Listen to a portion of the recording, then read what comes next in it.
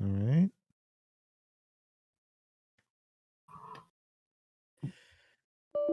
Hey, welcome back, everybody. No, Today's sorry. It was episode I of tried hitting Dragonmark. record and it just decided to be like, no. From the top. We live? Yeah, Okay, we are live at least. Just thank the separate goodness. recording I was touting about before is not going on. You were bragging about. It paid you back. Welcome back, ladies and gentlemen. Tonight it is episode 3 of Dragonmark Symphony here on Natural One Media. I am Dylan, your humble GM, extremely humble, and I'm joined tonight by my players as we continue our glorious adventure in the world of Eberron, the continent of Corvair, the country, and the city. I think you How are lost. you guys I think you feeling lost somewhere. before we get into He's got this? Because there's a specific way I want to get this started, but before we get into it, how are you guys feeling so far? How are you feeling coming up to this point? I need a better chair. My back kind of hurts. Yeah, I've had a head Okay. cold. It's been Yeah. fun. I'm feeling great, man. I'm excited to see. I want to get rid of these cops, though. Why is that? Got something to hide? Cops, you say, like the mysterious figure Captain Caspian, who the 5 of you met after you were escorted off of the lightning rail that had just recently been attacked by Warforged. I fooled you. We transitioned into the recap. All of you were taken off of the lightning rail and introduced to Caspian, the captain of the Dark Lanterns, alongside his partner Deirdre. You were asked several questions by members of the Dark Lanterns and made to sort of stand together while an investigation began on the Lightning Rail itself. You learned a little bit more about each other in the process until the time came when you were escorted into a carriage, one of many that were being used to transport the former passengers of the Lightning Rail to the capital city of Rote, to the north. This is, of course, being the capital city of Braylon, the nation that you are currently in, and is also the home of the nation's king, King Boronel. So you began your journey heading further north, and where we left off, you were just about to pass through the perimeter walls of the city of Rote to enter. So as you do, it is still uh, we'll say 2 to 3 p.m. in our world's time. The sun is still fairly shining overhead, not a lot of cloud cover. As your carriage sort of slows its speed a little bit as you approach this vast gray wall overhead, you can kind of see those of you that are sitting facing the direction that the carriage is traveling. You can kind of see, sort of peering out from the sides, that there are, as you approach, there's more and more of these sort of city watch, these city guards that are joining and sort of flanking your carriages as you get closer and closer to the wall itself. A lot of them are sort of shouting things to each other, speaking to each other, relaying messages back and forth. One of them pulls out this extremely large and sort of extravagant, almost like a hunting horn, blows into it, and it sends out this great bellowing sound that echoes around you. You're able to see, not long after, there's this enormous drawbridge ahead of you that is lowered, made of just solid wood and steel, begins to be lowered on large chains before slamming down to the ground with a great thud. As the carriage rolls on in through the wall and you pass through into the city of Rote itself. If you're not on Roll20, you should hop on there as we transition to a little map here of the city. I was on the Before we right continue, path on I that do monitor. want to mention Yes. something real quick. Yes. There is something different with the overlay that we should probably mention for this episode, guys. Mm-hmm. Yeah. Oh, You know what? I think you're right. Let's take a very quick moment and shout out our new artwork that we've got set up. Thanks to our friend Taylor's Art, who we commissioned to put together this character artwork. It looks Where it is. fantastic. Somewhere. All of our characters now shown in their full glory. If you want to see sort of the full images of the characters Really as like that well, for me. see all the nice juicy details, be sure to check out our Instagram, Natural Which One is Media. We've got the full pages that set up way. there, and It is down. You're see all correct. the character art as well. That. So yeah, shout out to Taylor's Art for the amazing art on that we'll be using throughout the campaign here until one of you dies, and then we'll have to just commission some more. But Lovely. until that happens, Just keep throwing money at it. throw money at it until the problem's solved. But yeah, until then, that's gonna be our art for the campaign. We're super happy with the results. Looks awesome. Okay, getting back into it. You pass through this large wall that surrounds the perimeter of the city, and you find yourself entering. You're sort of on like the intertwining with where the route of the lightning rail normally would be. You sort of pass in by where the station would be set up, so that's gonna be in kind of the lower right of the map. Uh, and so the first thing that you really see outside of like the station, about a few yards away, is sort of this set of like smaller buildings and villages. Uh, as the carriages are going through, they're in this almost like procession line of, there's easily like 12 or 13 carriages in total. And as you're in this procession line, you see a lot of the local townsfolk who are sort of going about their business.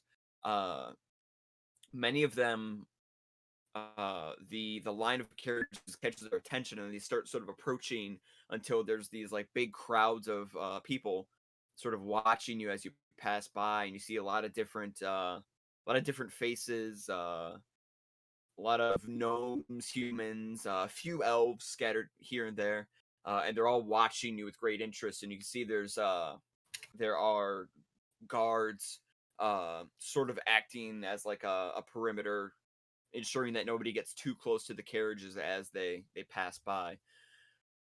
Your first view of this city is that it, by all appearances, um, everything appears to be really clean and polished. The roads are uh sort of this like white ground up marble, as opposed to like the dirt road that you've been traveling on for quite a while here. There's these arcanely lit like everlight lamps, sort of peppering the road that you're taking. The actual buildings and the houses that you're seeing as you pass by, a lot of them are, they're either made of like a really high quality, like a birch wood for the siding, or they're made of like this very polished like stone material. You don't see, like homeless people in the streets, or really a lot of people in the streets outside of those that are sort of moving from building to building, and the crowds that have sort of gathered to watch you. Uh, there's this like pristine feel overall to the city, and you can kind of see in the distance now as you're pulling up, you're able to see some of these larger buildings uh closer to the center of the city, as well as the division of the Howling River, because the Howling River, which cuts through a good portion of Bornell here, or sorry, not Bornell, Brayland, actually cuts directly through the middle of the city. so that there is a sort of a back half on the other side of the river that is then able to be reached by these extremely well crafted wooden bridges. In the middle of the city, really in the middle of the river itself, uh, there is this enormous building, really a castle that is housed in the middle and is reachable by its own set of wooden bridges, as well as a set of like several not quite as large but still formidable looking buildings, sort of squeezed together a little off to the right, and your carriages sort of veer a bit and begin crossing the bridge that is closest to that cluster of buildings there. Um, as you cross over to the other side, there's another wall you're met with. This one's not quite as tall. And you see several more guards sort of flanking this wall. You see many of them perched up top, acting as like surveillance, watching over. All of them are armed and bear, this really official looking, clean, gold and white armor. And they all appear to just be like these very serious guardsmen at position. The carriages pause for a moment, and a few of them sort of diverge off, and you realize as you've been going that some of the carriages in behind you have actually been splitting away to other parts of the city, whereas your carriage and a couple of the ones further ahead of you uh, are the ones that have actually crossed over this bridge and gone into sort of this more central area of the city itself. So there's a moment of a pause, and the carriages continue up again. You pass through this intersection, and then there's sort of this sharp turn and a shake as the carriage veers immediately to the right, and you pull up to a what almost looks like a town hall of sorts, some sort of hall that has a couple different floors to it. There's several of these like beautiful glass windows spaced evenly across it, and this great iron door at the front.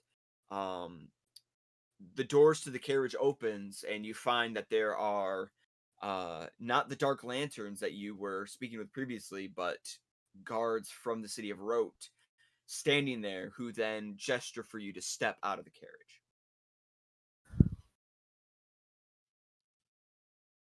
Almost in a realm of like uh unintentional rebellion. I kind of float out. When you Alright. do so, the guard that's there, they're a little taken aback a bit to see you just kind of float. And they're clearly not familiar with you as well. But then as the rest of the group, sort of files out, they can see that like, okay, this is clearly the same. They're part of the same group. There's nothing for us to be concerned about. And so they actually lead you over to that hall building over on the right hand side, take you up through the front doors, and you are inside of some sort of like gathering hall, and there are dozens and dozens of people, most of them guards that are sort of traveling around in the hall. Many of them are conversing with each other. Others are reading texts. There's a small group that has a symbol on their shoulder, similar to what you're seeing with the Dark Lanterns, but this one is of a sort of this like golden great sword that's like interwoven with like a blue streak that wraps around the blade. They themselves, you can see, are all wielding like a distinct like sword that they carry on their backs. And they're talking with each other, conversing as they sort of travel along. None of them pay any mind to you. You are brought over to a stairway that leads upstairs, And after a bit walking up sort of a couple flights to get up to the second level, you are kind of quickly ushered into this small room. The room is maybe, we'll say, it's like 15 feet by 15 feet. Uh, Kind of like a conference room type thing going on. It's got this large table, several chairs that are sort of surrounding the table itself. The walls are blank except for the wall opposite of you, which is entirely a glass window with like these gold inlays that sort of twist and turn and wrap around it. It gives it like this really beautiful organic pattern that sort of webs across the window itself. And there's also like a small little doorway that it leads outside to what you can see is actually a balcony on the other side of that big like window wall. The balcony itself doesn't seem to have anything particularly special about it, but from that balcony you could very easily see the large castle not too far in the distance that is part of like this same little island. So yeah, the five of you are ushered into this room, and the guard tells you, "All right, the five of you, stay here. Don't try anything. We're gonna have some further questions for you. We want to check up on you, make sure everything's okay. You can have a donut if you like." And he gestures to on the center of the table. There's this like honestly garish like golden plate. Uh, and on top of the plate there are 6 donuts of varying colors and Ooh. frostings sitting on the plate in the middle of the table. And he says, "Help yourself to a donut if you like. Um, we'll be right back with you shortly. I believe the captain had a few more things he needed to uh, get established with Lady Deirdre before meeting with you. So just stay here for 5 minutes. We'll be right back. If you need anything, just knock on the door." And he gestures to the door. And then the guard just sort of turns and closes the door behind him, shuts it. And you are sort of left in this little side room, this little meeting room. Are there chairs? Yes, there are several wooden chairs around this sort of large, like a conference table or like a long meeting table. Um, None of them occupied. They're all just, chairs scattered about. You say there were 6 donuts on the table, There are 6 donuts on the table. and there's 5 of us. There's 5 of you. Cool. Who gets the second donut? Dak is gonna take 2. Prisoner's dilemma. It has already begun. He grabs one, or he puts it in his mouth, and grabs the other one, and puts it in his pocket, Okay, and just so what I need you to do is I need Yep. you to first roll a d6. I could do that. That's 3. 3. So the donut you ate, Yes. by all appearances, was a plain donut with this really thick chocolate fudge like frosting over the top. No sprinkles. And upon putting it into your mouth and eating it, there's no filling of any kind to it. It's just like a cake donut with like a chocolate fudge frosting. Roll your second d6.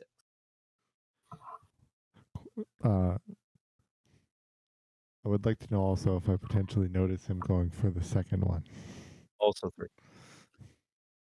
All of you with your passive perceptions are gonna notice him going for the second donut. Okay. I want You to all quietly. You all see them pick up this other donut. It is covered in sprinkles that are all Right. kinds of different colors. So this They're is all shaped like precisely. stars. The frosting on it is like this violet color. And the actual cake portion of the donut is it is almost like a gray, like a gray coloration to it. The reason being is because if I see him go for the second donut, especially one such as that description, I wanted to subtly have Druidcraft create the faint odor of a skunk. Around it. Gotcha. So Dak smells that, gives him their whiff, scrunches up a bit, still puts it in his pocket. Food's food. Damn you. Just put it in your pocket.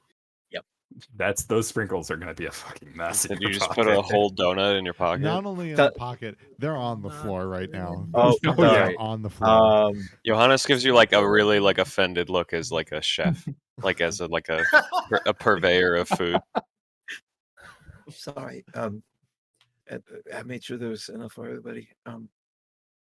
By the way, Dylan, not the same pocket where I put the thing, the other pocket. Sure. Yeah, that's fair. Statement The other stands. pocket. Looking at the ground, there's a bunch of sprinkles there. And I'm just mortified at the look of Set rainbow is just on gonna the floor. take a chair, put it up against the wall, and sit on the chair. Do you flip it around first? No, Fellow kids. that's incredibly uncomfortable. It really is. Depends on the chair. Great way to sit on the toilet, though, so you can have a bowl of cereal on the back. Just... Good night, everybody. I'll see you later. Logging off, What is guys. it? Historically, it's what it's for. So you know. It is. It's really nice. I know exactly what Jade's talking about too. It's a good bit. It's also the only. We have a good friend. To everybody who's watching the show, we have a good friend named Mitch, and there is a bathroom in his basement where that's the only way to sit in the bathroom with the door closing. You could have Bennett knows. you could have told this story without bathroom. the name. You could have just said my friend M or my friend Bob or you could have made up any name. Especially in this a game where you can make. No. They need to be called out for this. Yeah. Also, do you know I'm how just many trying people to in this help country? a guy out. You know. Do you know how many I'm just people in trying this to- country exist with the name Mitch? Approximately more than 10, less than 1,000. Hmm. I would definitely say more than 1,000. I would also More than- definitely Yeah, say I'm more gonna than go with 1,000. well more than 1,000. I'm gonna go with around over 100,000 even. Well, after 1,000, I stopped carrying. But yeah, that goes next to the window, kind of just veers out. Oh, I gotta have one of these donuts. There's 122,000 people in the U.S. with the name Mitchell. That's still less Thank you. than I was expecting. It is. Sorry. If you look Back- for back specifically microphone. Mitch, it's actually 10,000, where their first name is legally interesting. Mitch and not Mitchell. I was Well, only off don't by know one about the one throw. we know. I don't know about the one we know. Episode And 3. now, no one else will. We're not going to ask that question on this episode about what's on their birth certificate. We're not asking that question. We are not 2009 era Republicans asking about birth certificates. All right, we're playing D&D, and I'm looking for the next most colorful donut. Is there one? That was a legit question. Would you? So you're not just taking a donut. You're specifically looking for the next most colorful one. Yes. Okay. I need you to roll me an investigation check because it makes me feel good. I am from Thalanis, which means that more color means more taste better. Sure. You said investigation? Yes. Okay, that makes it a 17. 17.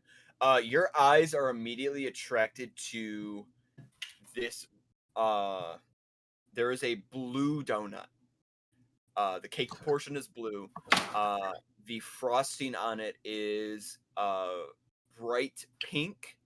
That then sort of swirls with another shade of blue entirely, creating almost like a purple at the top. So it's like blue and then like a pink, purplish blue swirl for the frosting on top of it. Most wonderful. Is there or sorry.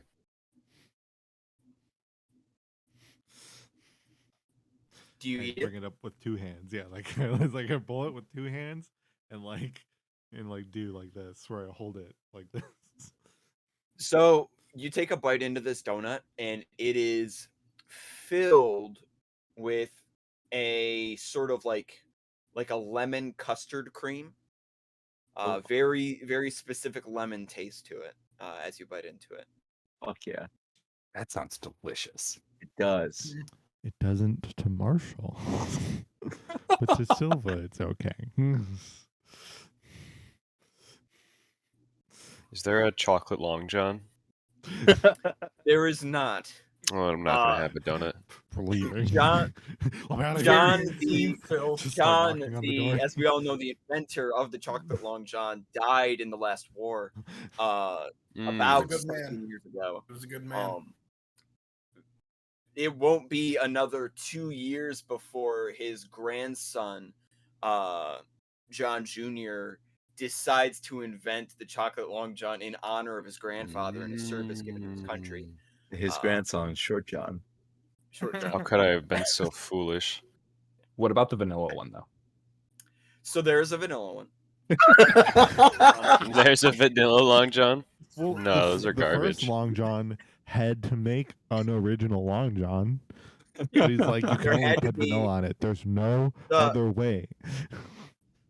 That The Merlin? tree starts there has to be Yes. roots. There has to be a start to where I love the fact that it's now canon that in 2 years someone's gonna look at a Long John and decide, what if we put chocolate on this?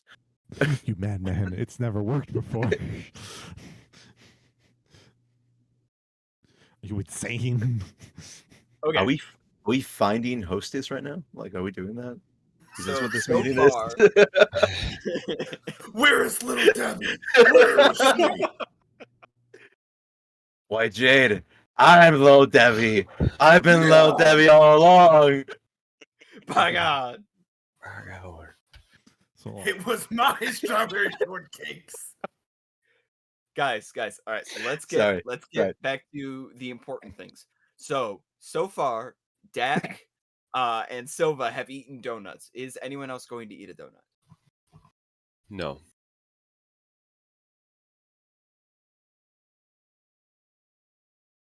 Just Okay. a solid no. All right. That was a no. What would you is there anything else you would like to do while you're waiting here? Anything you wanted to sort of take a look at? Is there anything of investigate, note in the room? The room itself is I'll, like, fairly pace around. sparse. Go ahead. You can make me an investigation check as well. Okay. Yeah. Ooh. That is a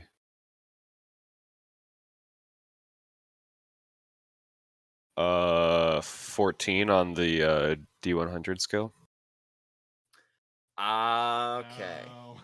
Okay. So Why tell you me don't what- ask for unnecessary things? Tell me my fate. More donuts. The show is Hold about on. taking risks. That pulled back Marshall, up. did you just take a risk? All I saw was you go under your table, then come up, grab something, and put it in your mouth and start eating it. With a new shirt on. I have a bag of chips next to me. What the fuck? Okay. I thought for Well, sure I that you went dipped down out to earlier go for the find some bit. little Debbie I had to snacks. stay there for a minute because my head was like, that was too much action there. Sorry. You said 14. Yeah, 14 percentile. All right, get this pulled up here.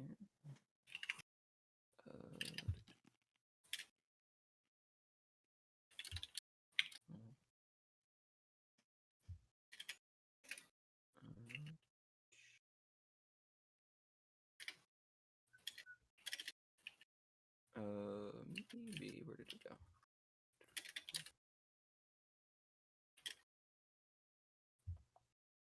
There you are. Oh, wait. It just occurred to me that Johannes got a natural 1, and that we're rolling for that result right now. Yep. That's why I said on Unlike- the natural, on the D100 scale. So Johannes, you are sort of pacing around the room, trying to Okay. see if maybe you can sort of pick up on anything, if anything looks out of place. And as you do, you hear a small squeaking sound under your boot.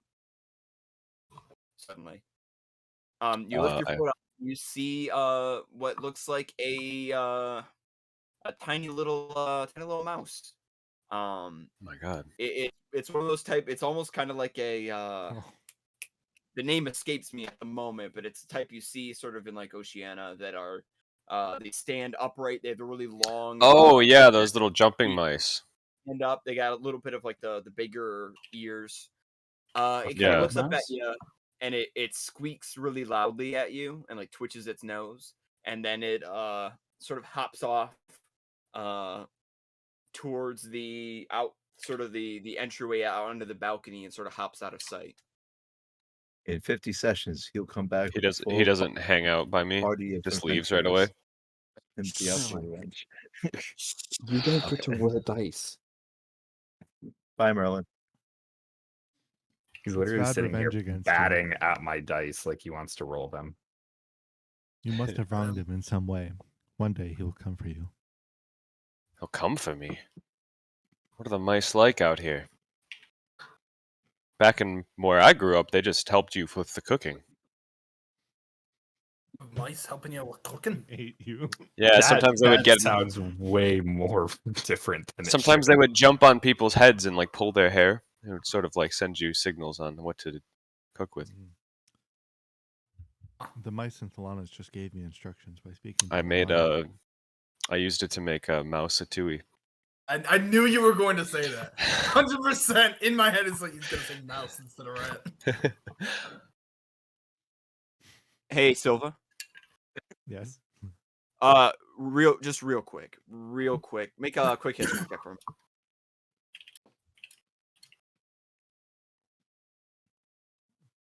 Jack under his breath says, Bit of 21. Yeah, you mentioned offhand the mice from where you came from. You don't know that mouse, but as you watch it hop away, you're pretty sure you know the mice that know that mouse. You know what I mean? Like it's one of those things where you see somebody and you don't know them, but you're pretty sure that they move in the same circles as the people that you do know. You went to high school with them. You Yeah, were in like a class or two. You went to But... school with them, but you were never really in their friend group. You know, maybe you saw each other at lunch every once in a while. But yeah, you're getting that vibe off of this particular mouse. You know what? It's okay. I don't expect that mouse to do anything. For Carl, all they did was get high on cheese. Get high on cheese. All right, both of your mice from your places are weird. Well, I don't know that mice personally, but you know, just traveled in one of those groups that all they did was go into into the different baskets of cheese. You just find them there, laying for hours. Where I come from, we just ate the mice. Okay, all right. Is anyone here normal? Set just kind of looks at all of you and just Sorry. Sorry. I'd like to think I'm fairly normal. Just had cots that would hunt them down. I really saw one. So did he say how long we're supposed to be waiting? Who's to say? But I know Getting many a antsy. great story that begins in the confines of authorities. Ah, please, regalos. Real quick, Dylan, you said there's a balcony here, right? Yes. So I mentioned before, so like the wall opposite of the door is almost entirely this enormous glass window. And there's actually a little doorway in the center of it that leads out to a balcony that you can clearly see the other side of the glass there. Is that door unlocked? I tried the door. Good answer. It opens. He's escaping.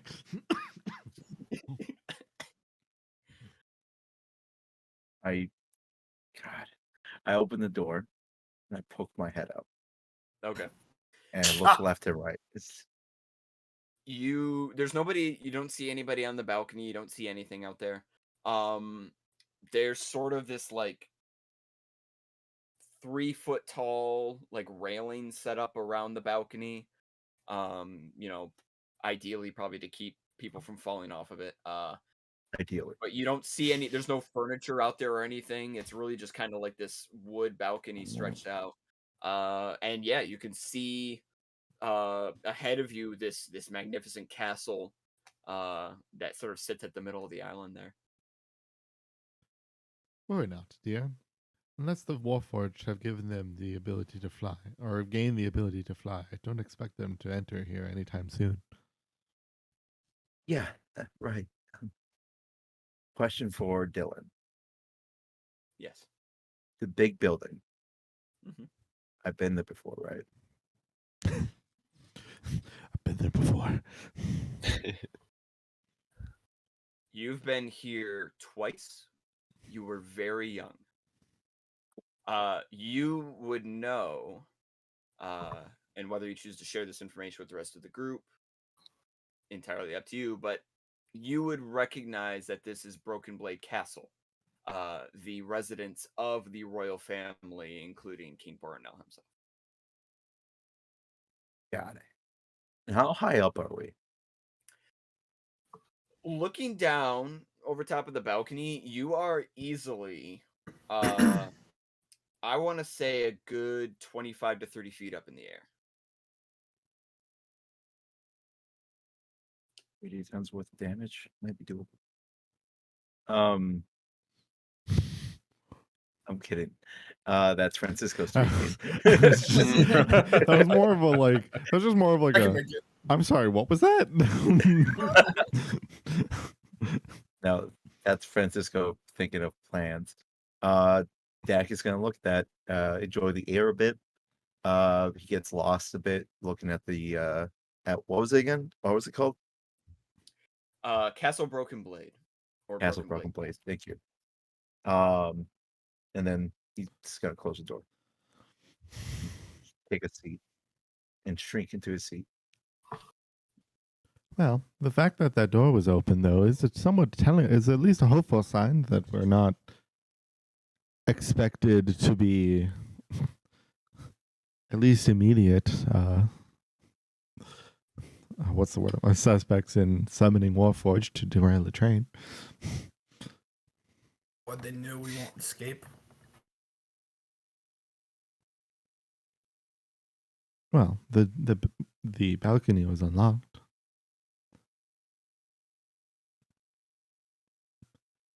And I mean, not to necessarily assume the abilities of the rest of you, but when there is one obviously winged person to an open balcony,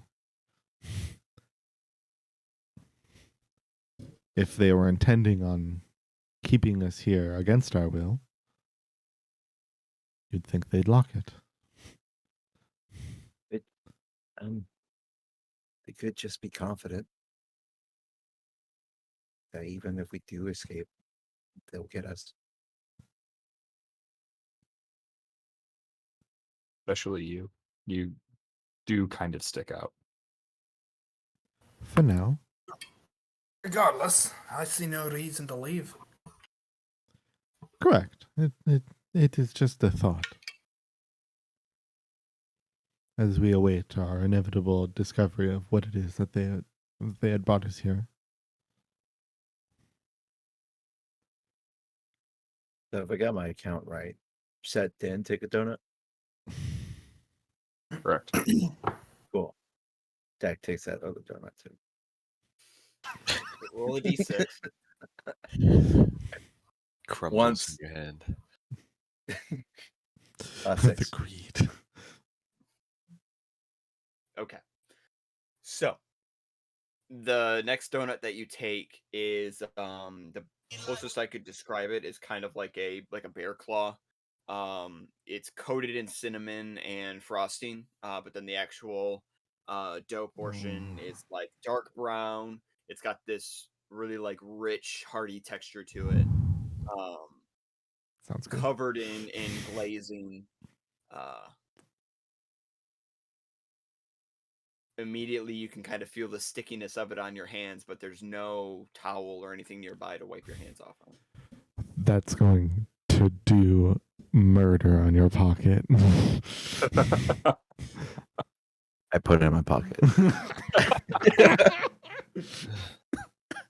Because the sprinkles aren't already doing enough damage. Oh, but like the sprinkles are one thing, right? They create like mess and they can, rub around and they can get there, but it's not the worst type of sticky.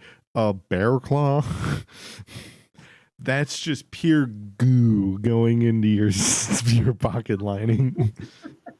You're gonna pull it. You're gonna put coins in there, and they're gonna come out just like. Dude, you're gonna have to. You're gonna hear like a as you put stuff into your pocket. No merchant will take your coin. 50 episodes from now, this man is dead. The only thing that can heal him is donut goo. Where will we find it? Let me just rub my pocket on him. My time has come. Dak? Yep. You reach down and you pick up this bear claw. Mhm. And then you sort of lift it up into the air and you look back up. Just in time to see the door open. Mhm. And in walk two people. The first person you recognize to be Caspian, the captain of the Dark Lanterns, who had sort of escorted you here. The jet black hair, sort of stoic stature to him, a little bit on the thin side, the enormous great sword on his back.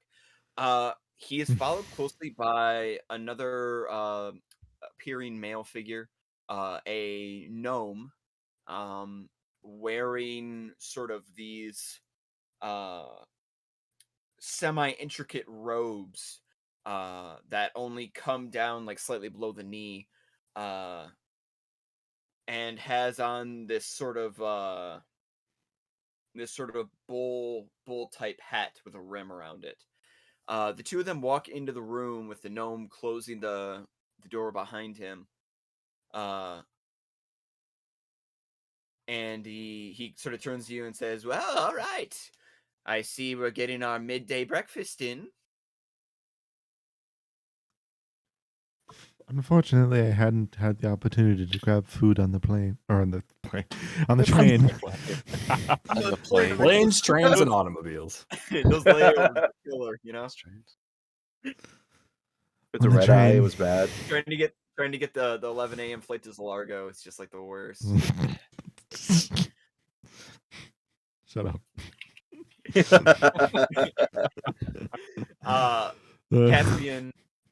Caspian looks at you, Dak, and says, yes, I'm glad to see that you've gotten started. Did you eat the poison one yet? We're surely bound to find out, aren't we?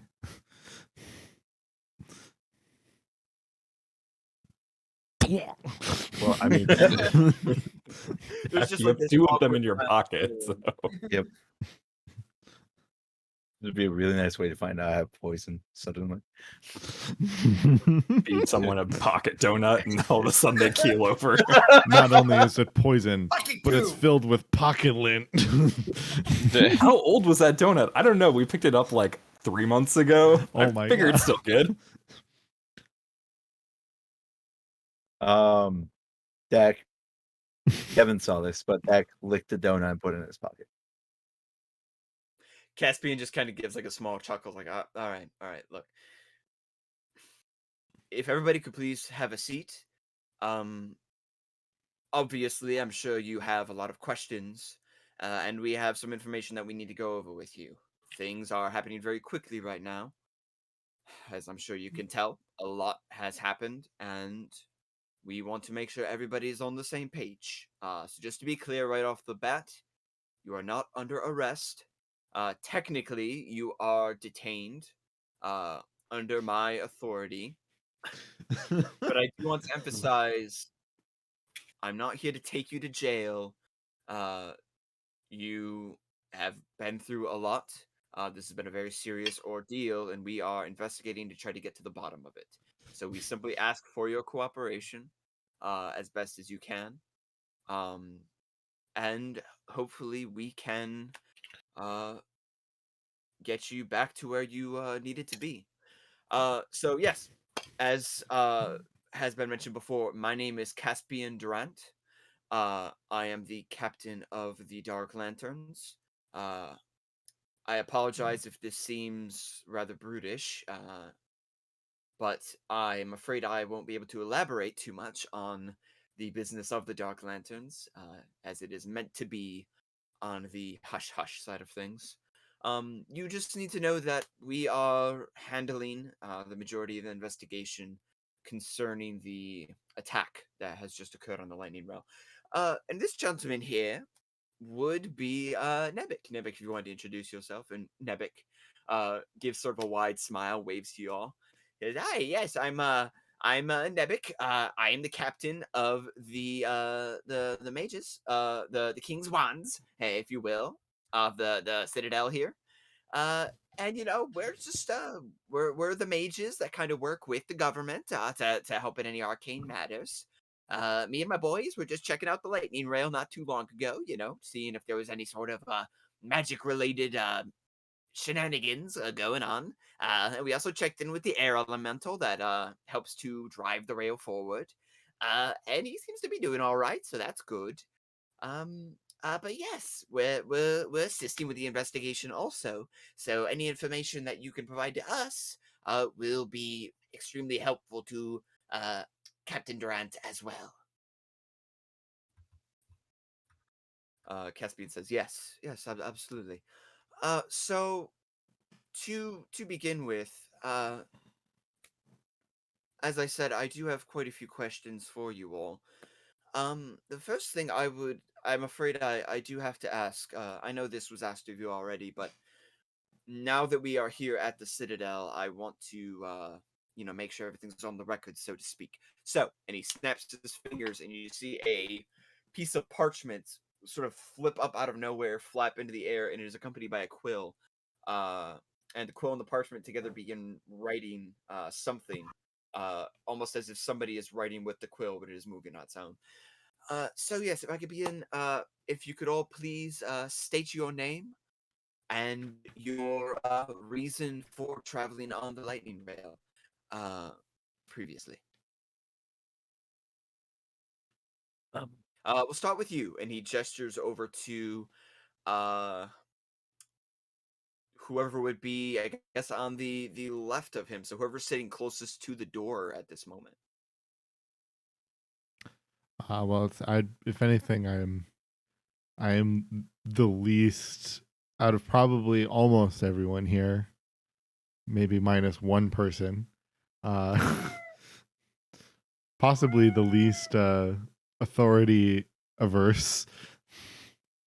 So I'd very likely have taken a front row seat. I don't know if Go anyone for it. else wanted to No, say. I was like pacing around the room, so I'd probably be in like the back or near the window because that's where the mouse ran out. I must learn a few mouse. I wasn't too far away from the window because I went out to the balcony to look at it. Did he request that we sit at the table? He did. So, yep, when they first came in, he did ask that everybody take a seat. Because I was just sitting against the wall. Right. So if he required that we move up to the table, I would move up to the table. But otherwise, I'm still He sitting. didn't specify a table. He just said if everybody could please take a seat. I'm seated Okay. against the wall. However you want to interpret that, you may do so. Okay. Dylan. Hi. I need a small jog of personal memory. Go for it. Was Neil where we were going or where we came from? Neil was where you came from. Okay. You were heading to the City of Passage in Ondir to meet with Mr. Marigold. Yeah. Yep, if you recall, Milo Marigold in our first Oh yes, episode, yeah. episode 2, Another which you notes can in this find part of the book. Okay. TV/Natural1 in our archives, or you can also check it out on Spotify, available in podcast form.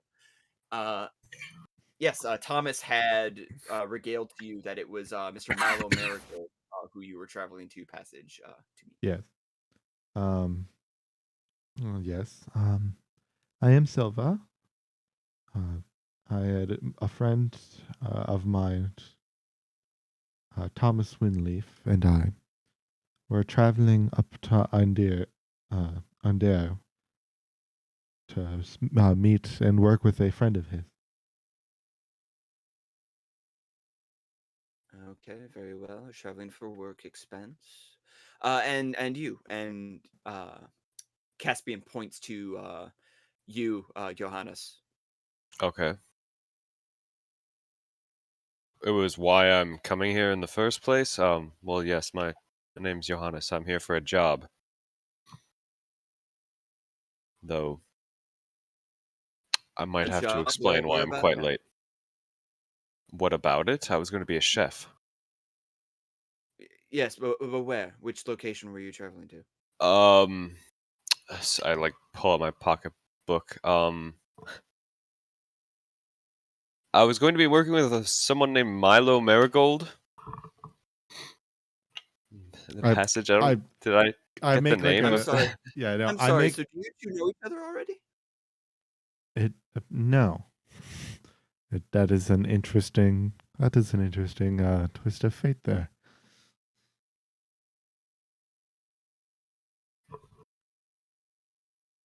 Because I kind of look more a slightly more not in a negative way, but just very direct at you, Johannes. Who is this guy?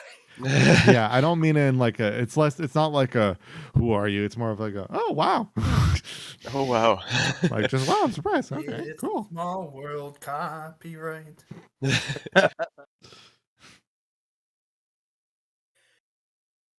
Okay, so you're both heading to passage. All right. And you and he points to you, Dak. Um state your name and where were you heading? Um, does I point to the parchment? Does that record everything that we say? Flips it. Says I exactly what you ye- said.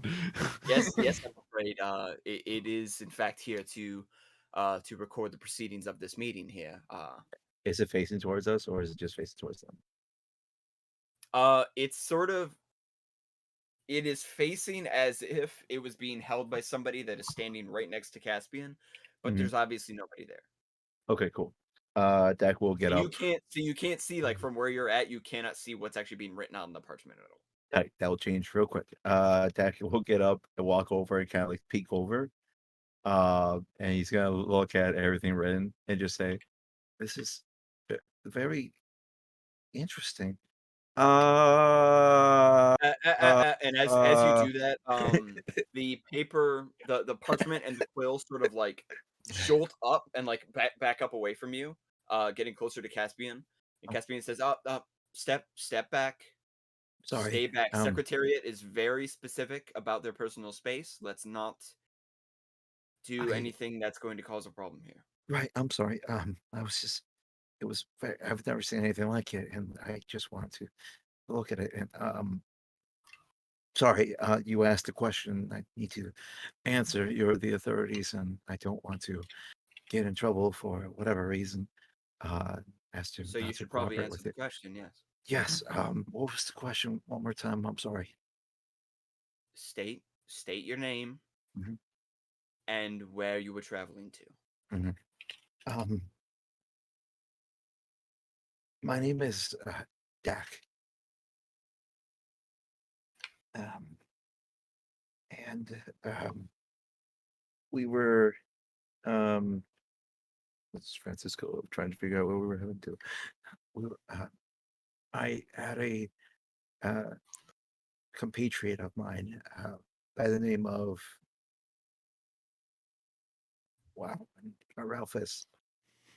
We were heading to This is the orc that was currently missing. Is that correct?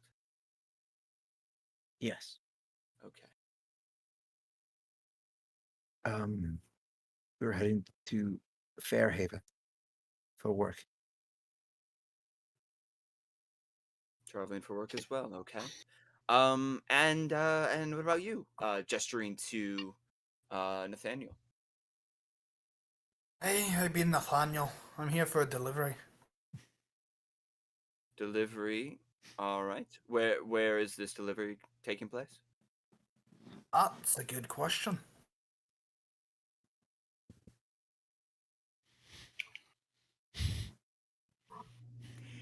If you're having trouble recalling, go ahead and roll me a history check. I'm gonna do it, but I do remember. I just want to roll this dice. Sure. It's a Do it. dangerous proposition. It's a 1. 19.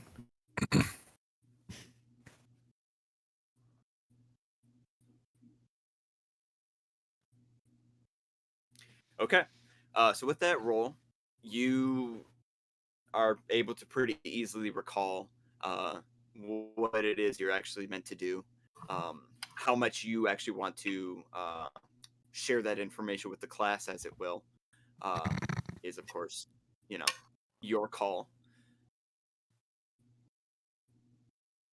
That's it. Just the delivery. No location in mind. Not yet.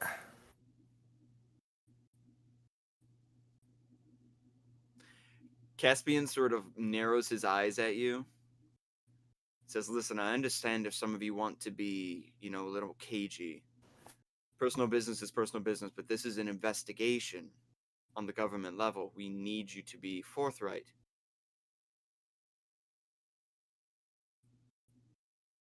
Alright, full disclosure. I don't know where it is. I've never been here. The city in particular, or the country, or Yes. yes. Okay. Got it.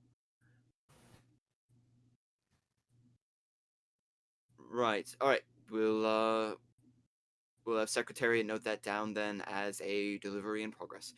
And you, pointing to you, that name, where you headed? Name's Set. I was traveling to Passage just for some travel, sightseeing, figure out what I want to do from there. Left home, figuring out what I want to do. Seems like quite a few of you were heading northward. Most of you were heading to Passage. You're certain you all haven't met before. Possibly. I've Well, never if met I'd- any of these people before the trip. Not Correct, unless they're a and- lot older than they look. Well, thank you. But I guess despite the minute coincidence, despite the Why not? minute coincidence, the apparent coincidence of Johannes, I believe, and I mean, if I had to guess, the commonality of the direction of our destinations is mainly just attributable to the fact that we are on the same train, which is on the same route.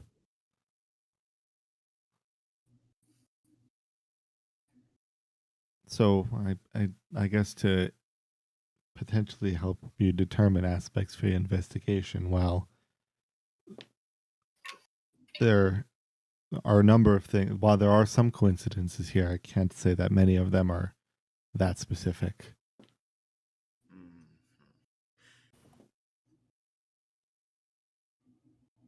Yes, we can all agree that you were heading northward, as that was the direction of the rail.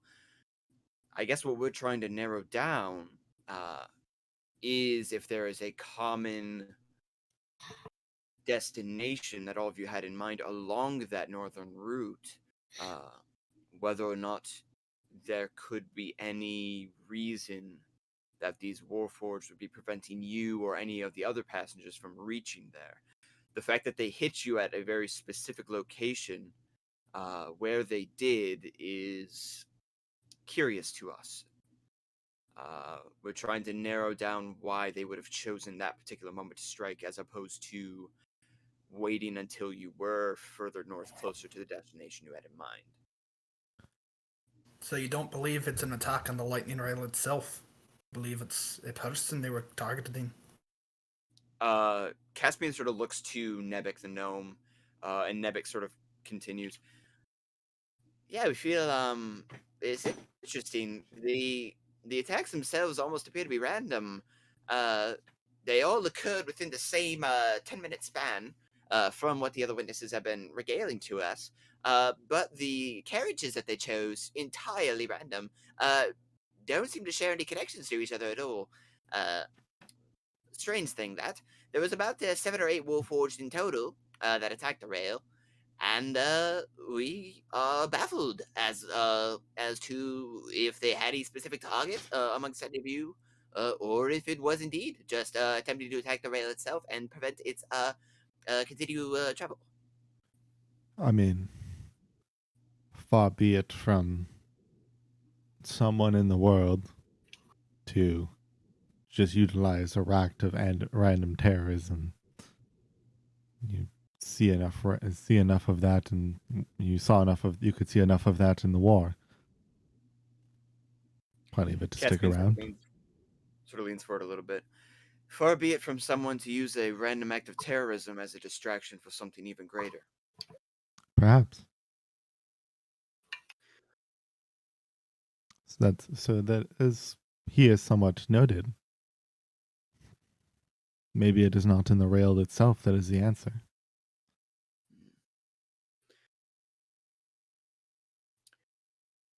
There was also no attacks made against the air elemental at the front of the rail. Good. They do such hard work. Yes. Conductor, I'm assuming. Not quite. No, the elemental. It is the so there's being an that air powers element. the train. Exactly. Fascinating. The what you would think of as the conductor is actually more thought of as the pilot, since they themselves are not actually fully operating the rail outside of choosing the direction that it travels. Most of the actual locomotive power comes from the air elemental that is attached to the front of the rail. Mm-hmm.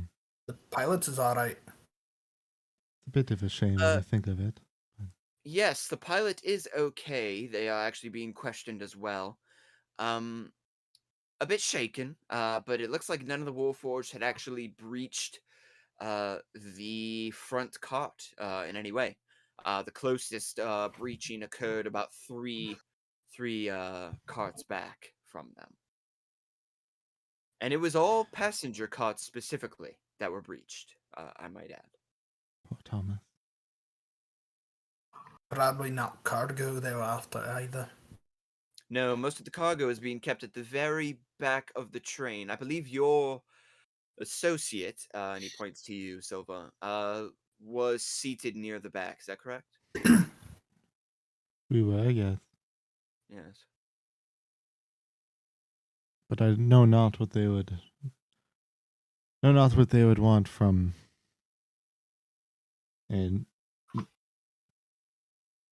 a crippled fisherman. But they did derail that part of the train, so it doesn't put... Did they take any of the cargo? No, actually. The cargo is largely intact, which lends credence to the theory that they were not after a particular object unless it was on somebody's person. That doesn't explain why they wanted a tired fisherman. No. Are there any missing people that still have yet to be found? We have yet to locate your companion, Mr. Winleaf, as well as your companion, Ralphus, the orcish fellow. They unfortunately missing in action. The same goes for 9 others, I'm afraid. Also missing, and I am afraid that we are currently reporting 6 dead and several injured. We had the unfortunate pleasure of or mispleasure, sorry. Seeing this Ralphus fellow being carried off by the Warforged themselves. Could you describe that in detail for me? How exactly did it happen? Um, I was a bit distant, so I think you, Dak, were the closest. Um, uh, it, imagine if you would, uh, the walls of the train. All the people. Every single person.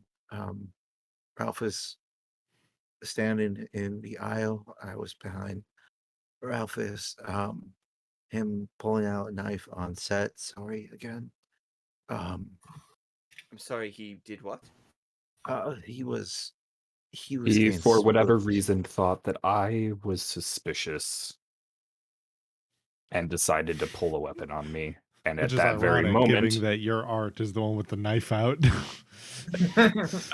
and then at that moment, literally through the wall, a Warforged came, swept him out through the other wall, and then we had two Warforged in each segment of the train come in, one through the hole that the one made, and then one through the ceiling. In order for a Warforged, even the most powerfully built ones, to breach the cart, they would have to be traveling at an immense velocity. It sounds like from what you're describing, they may also have had to have been airborne, which is not entirely unheard of, but it is certainly rare among Warforged. Not many of them. They were usually in the war, at least they were ground units. Not many of them were in the air outside of manning airships. That would make sense since the train was also moving fairly rapidly, I would assume, at the time, for them to be able to even get in through either the ceiling or to be able to travel directly through the side. Mm. They would have to have been provided or augmented with the gift of flight. It's very concerning. So, Dak, Yep, and maybe your airdrops, concerns in the possibly. balcony were valid.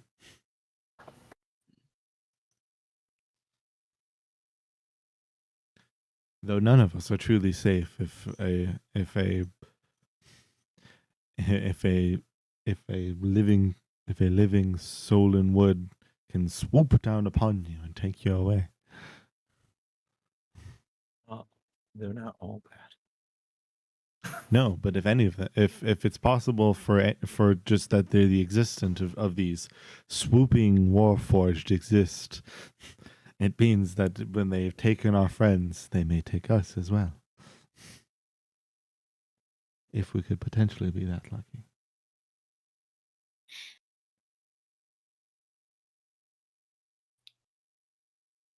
Nebek speaks up again. You know, I've been thinking. This sort of coordinated attack is not common for Warforged even in battle, unless they were being led by some sort of military regulant. I have to wonder if perhaps there is a rogue artificer milling about who has given these Warforged the ability to fly with the explicit intention of having them attack the rail. Well, they clearly wanted some type of message, given that they kept chanting the "Divided we grieve, united we mourn." Caspian leans forward at that. I'm sorry, could you repeat that one more time for me?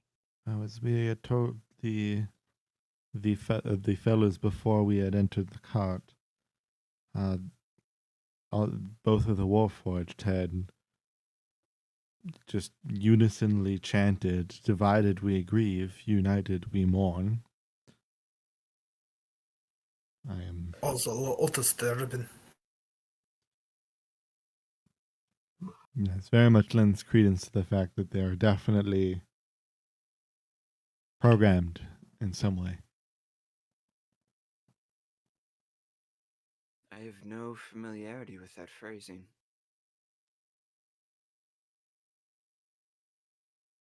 Sounded Not, and it's a bit redundant if you think about it. Similar to a mantra. Yes, a mantra or a creed. Could be an extremist group. An extremist group with an accolade for synonyms.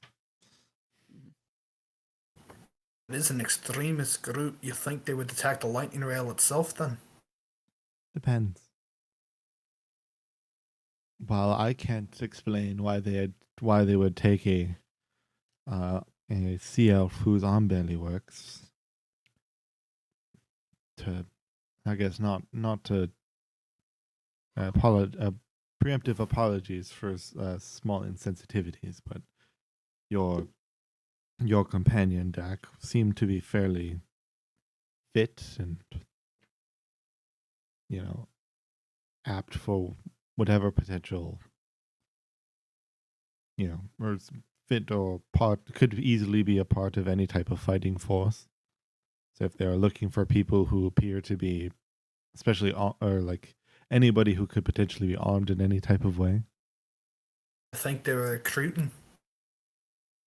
Or attacking those who have the ability to be those who could essentially be some form of soldier, whether it be, mercenary based or not.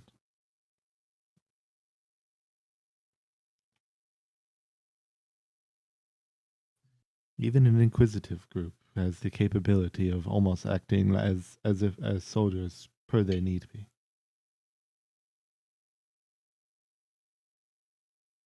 I think the only thing that would possibly go against that was the way that they were targeting us in combat. It was literally just whoever was closest. Very true. But thus at that point we had attacked them as it was. Easily at that point it's just self-defense. However, the other curiosity to your point of why that could potentially be false is the fact that how would they know who they are grabbing when they had to travel at such vast speeds? I mean, I can barely tell who's who if I pass through a crowd and at my size and my own speed, let alone at the speeds they must have had to go at. To think that they could swoop inside of a moving lightning rail and target an exact person is not entirely in the realm of likelihood. They must have wanted them alive too. It would have been far easier to damage the actual rail itself and just cause a big kaboom.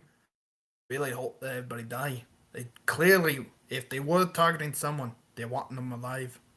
Yes. Could be random people itself, could be specific targets. Perhaps they missed. They had grabbed the wrong. Maybe they had attempted to grab one person they knew would be on that rail, and your friend unfortunately happened to be in the way. Maybe it was whoever was destined to be in that seat, or in the row of seats.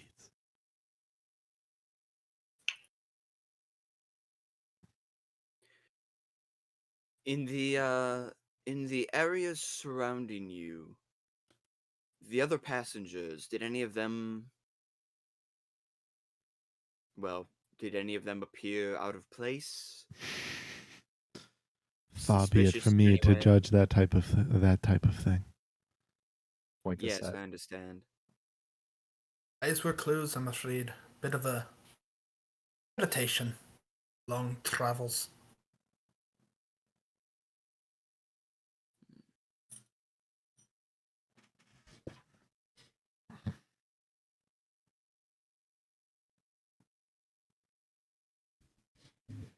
Caspian looks to Nebek.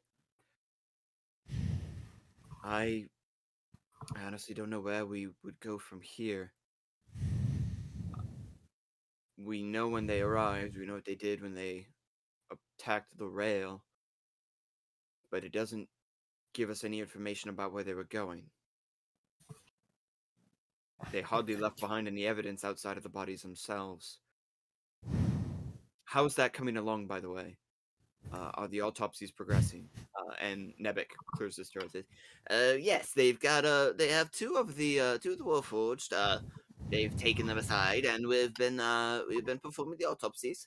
I have not been given the most recent report, but they are quickly and diligently searching the bodies for any additional information that we can come up with. Yeah. Good. Okay.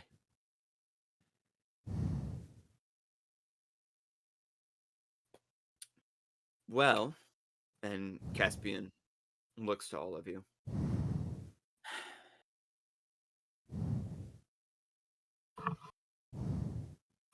Thank you again for providing these accounts and this information. I do apologize that you've had to be put under such scrutiny so immediately after this event.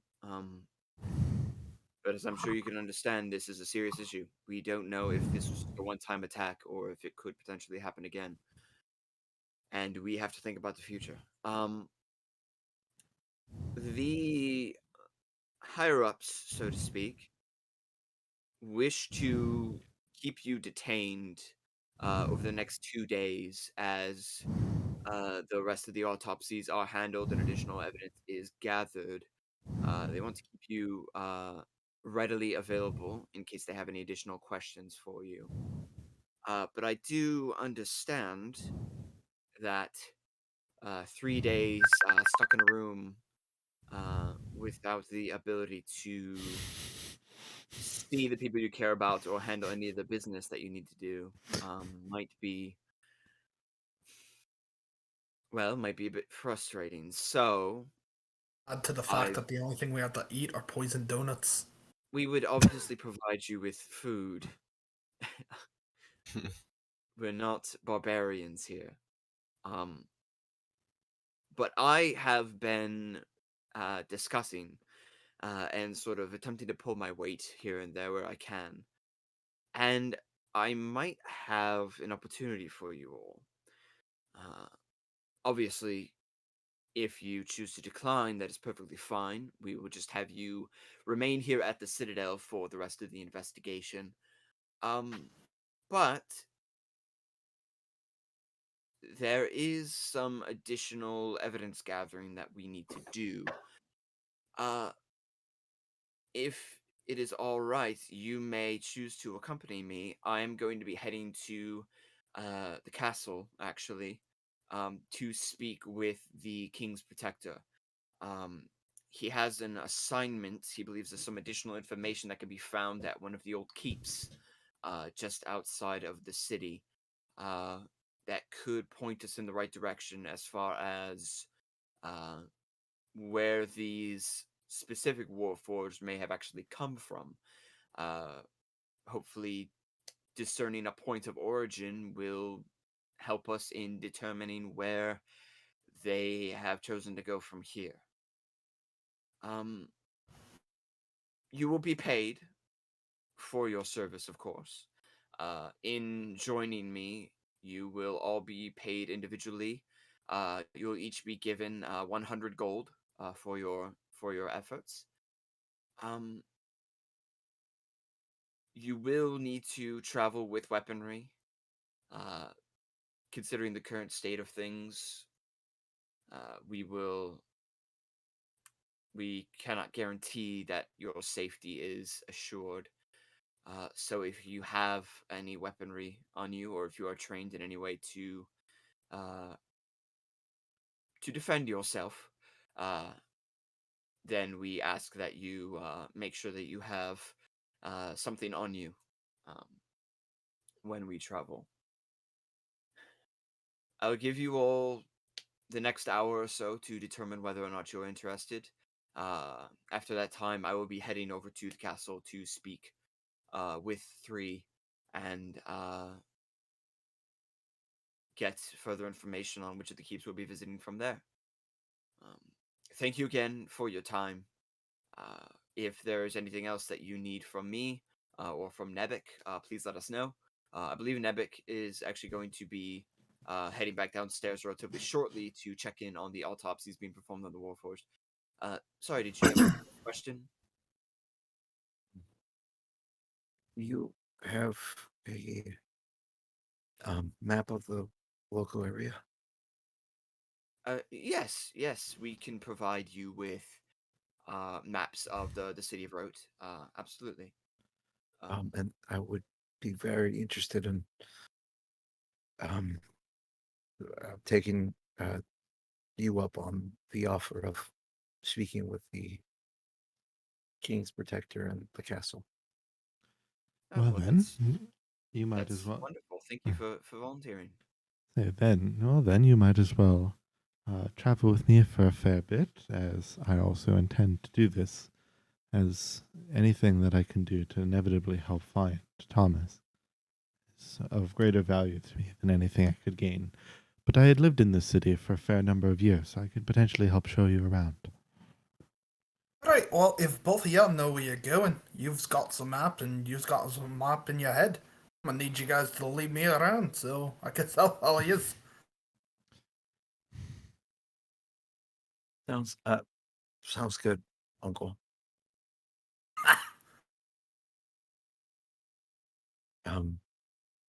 And sorry again to what was it? What was its name? I indicate to the parchment quill.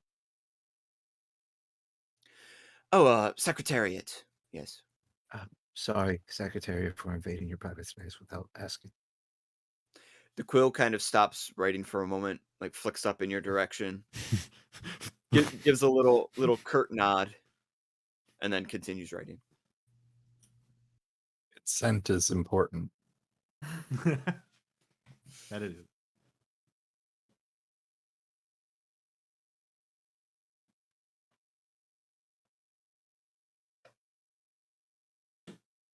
Yeah, I guess if everyone else is interested in joining us, I might as well join as well. What am I joining? Sorry. I had to go to the bathroom. Just comes up. So Caspian has offered to the group.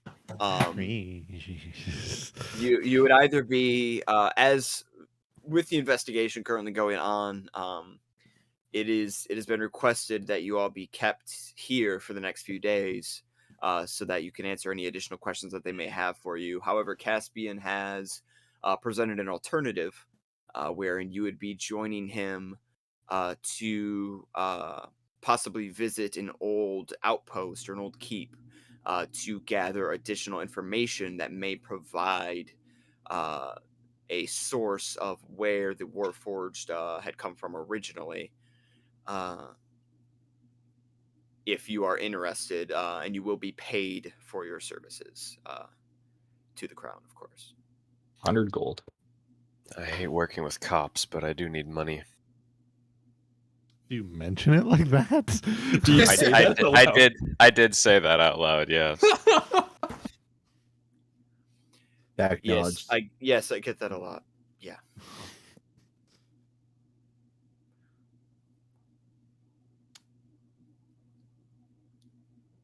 I'll help. All right. So then all of you are interested in joining me. That's wonderful. So yes, you'll have about an hour to collect your things, or to if you need to get any more additional resources. We can provide you with a map downstairs. Be sure to meet me just outside of the entrance of the Citadel here, where we first came in, and we will head to the castle from there.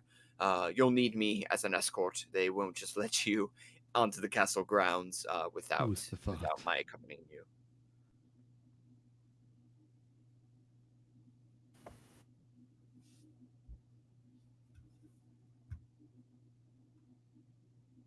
Yes. All right. And so with that, Nebek will sort of stand up and say, all right, well, yes, and if you need me for anything as well, yeah, please feel free to drop a line. I will be continuing my part of the investigation also fairly well, and good luck to all of you. And he turns and walks out. Caspian says, you're all free to leave the room now. If you'd like, you can follow me downstairs. We'll get you that map. And I will escort you out of the building and get you on your way. Thank you, Lord Caspian. So Oh, Neville not is BBEG, right, not guys? a lord. I don't have any type of title like that. I'm just Already wrote it down. Prince Caspian? nope. No, No. you're thinking of a book. That guy had a great boat. I apologize. For your companion earlier, they referred to her as Lady Deidre. I assume that it was the same for you. Yes, Deirdre does come from. She comes from House Stock, if you will. Dragonmark. She's part of one of the houses. Which house? Dak's eyes are wide right now, just looking at him, very still. You're a curious one, aren't you? Yes. Sorry. I'm learning a lot. Right. Well, I don't know that this is information that she would normally give out freely. She's part of House Medani. Dak physically relaxes. Oh, wonderful. Okay. Are you all right? You looked a little troubled there. I'm I need usually Dak is running through like excuses in his mind. He goes to the one that Ralph uses all the time. I need to shit. Right. Well, there are restrooms on the lower level of the Citadel. Mm-hmm. Must have been something in those donuts. Mm-hmm. I think You did So you did eat the poison one. Did you happen to eat any of the ones you put in your pocket? I liked one I of have them. to imagine there's not much for cleanliness in there. Did you put some of the donuts in your pocket? No. Yes. That's not good. Only guilty people do that. Usually, if somebody puts the donuts in their pocket, that means we need to execute them immediately. Understood. I take Because two donuts. they're not just guilty, they're super guilty. Because they not only didn't eat the donut, but they're preventing others from eating it as well. So in our experience, as enforcement, we find that those people are super guilty. As he explains that, I pull out the two donuts and I put them in my backpack. And I just close up the backpack and I put it back. And he throws up the other donut that he ate.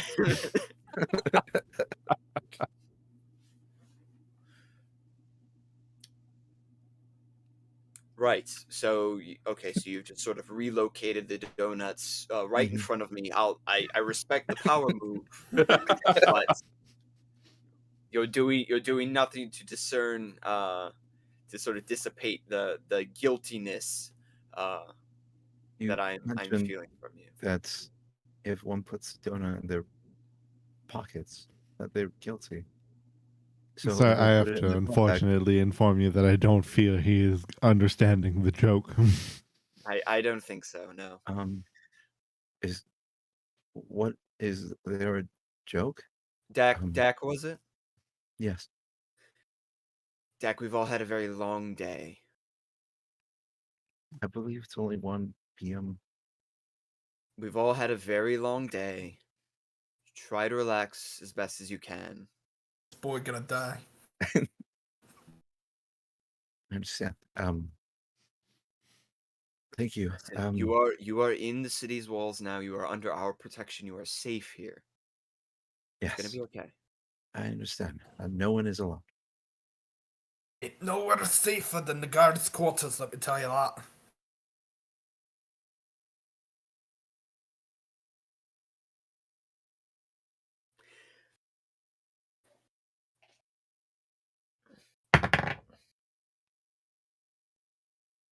What do you mean by that? And it's the safest place ever. Nothing could go wrong with this many guards around. Holding the peace. Justice. Great respect for authority. Yes. Thank you. Sounds really forced now. Great. Look, it's hard to do the accent, all right? I'm I trying. appreciate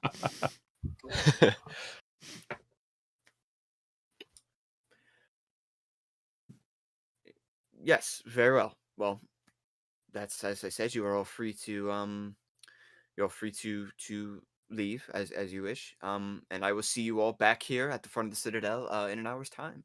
And he sort of leads you out back into sort of the main hall of the Citadel, back down the flight of stairs to the ground floor. Dak, he provides you with a physical copy of the City of Rote map, the same one that we are looking at here. And escorts the five of you back out to the front doors before sort of giving a curt wave and then walking back inside. So the five of you are now. Yeah, but does it also wave to us? Does Yeah. He, Oh yeah, all of you.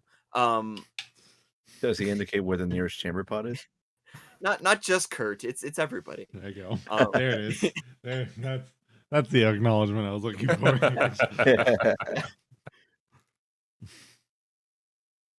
And you are all sort of let loose in the city of Rote for the next hour.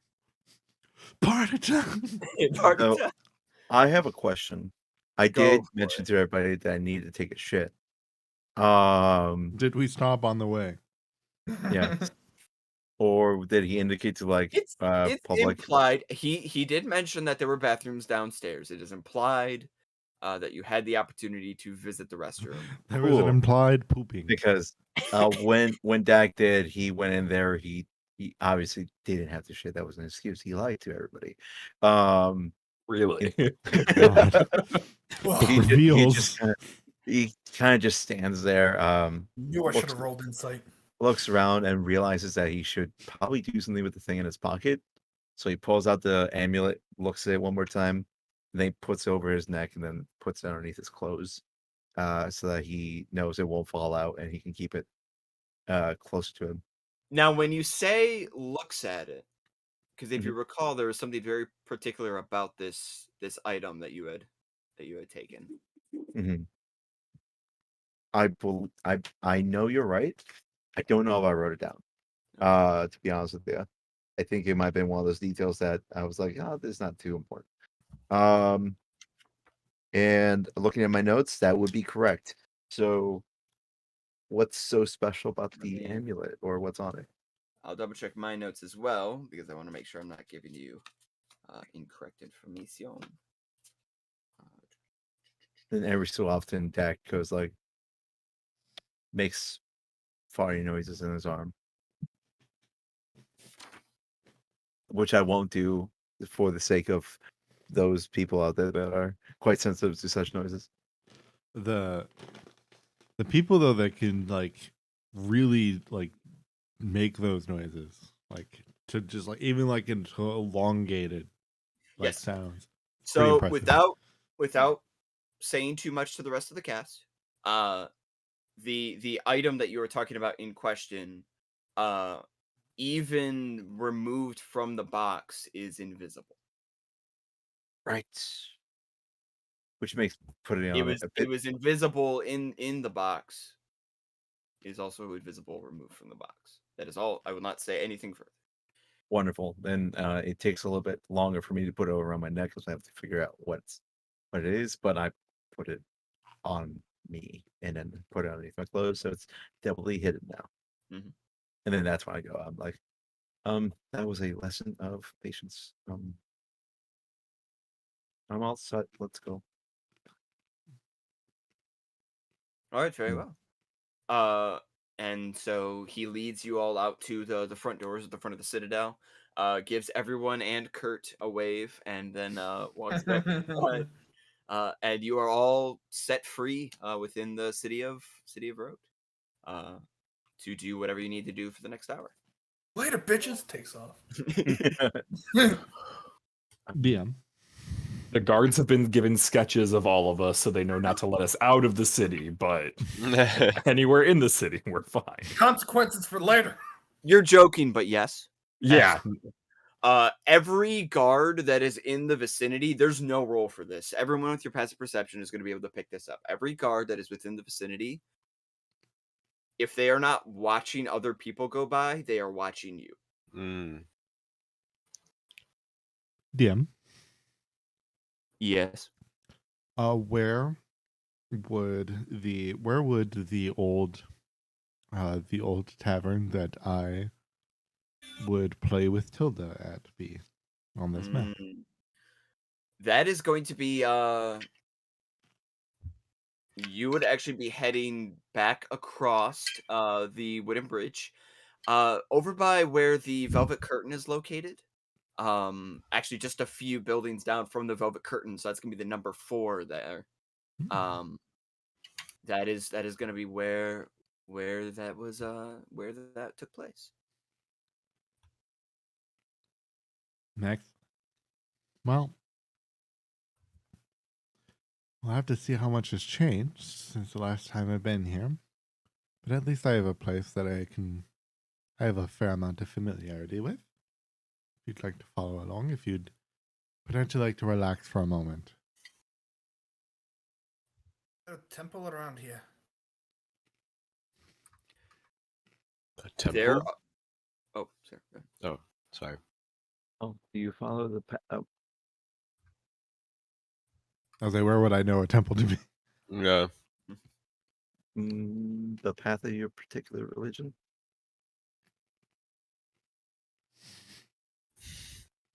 I wouldn't discern that amount of specificity. So more my offer would end up being like whichever one is like the actual physically closest temple. Probably the closest temple to the direction that you're going to be heading, because there's a few temples here. Most of the temples that you are familiar with being in this area, Silva, were temples dedicated to the Church of the Silver Flame. There are, of course, a couple spots that are sort of these denominations of the Sovereign Host, which is a very popular religion, throughout the nation, really. Largely temples to the Sovereign Host and to the Silver Flame, kind of peppering throughout the city here.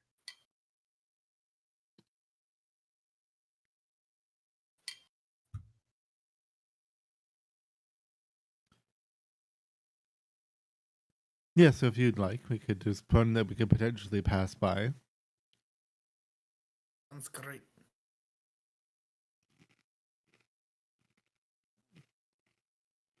I wouldn't mind food. Oh yes, you'll be able to attain food. Food. Yes, you Hot can donuts. attain a food and a drink if you needed it at the tavern. Mm-hmm.